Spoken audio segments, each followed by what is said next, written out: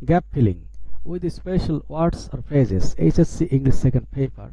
Question number 3. It was a long time since তারপরে gap. It was a long time since তারপরে subject, তারপরে had, তারপরে V3 extension. এখানে যদি is থাকতো তাহলে কি হতো, এখানে সাবজেক্টের পর সরাসরি এই V2 হতো, মানে পাস্ট সিম্পল টেন্স হতো। বাম দিকে প্রেজেন্ট টেন্স, প্রেজেন্ট সিম্পল, ডান দিকে পাস্ট সিম্পল। কিন্তু এখানে বাম দিকে সিন্সের বাম দিকে কি আছে, পাস্ট সিম্পল। স্বাভাবিকভাবেই এখানে সিন্সের ডান দিকে পাস্ট পারফেক্ট, হ্যাডের জন্য পাস্ট আর V3 এর জন্য পারফেক্ট। তাহলে it was a long time since I had visited Bogura.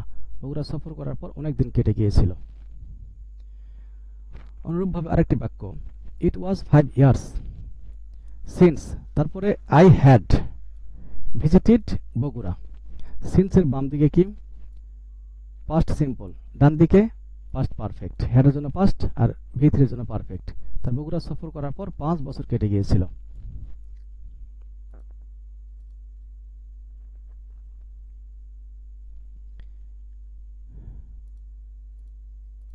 এখানে সিন্স মানে পর থেকে, যেমন এখানে আই হ্যাড ভিজিটেড বগুড়া, আমি বগুড়া সফর করেছিলাম, তারপর থেকে এই সিন্স, তারপর থেকে ইট ওয়াজ 5 ইয়ার্স, 5 বছর কেটে গিয়েছিল।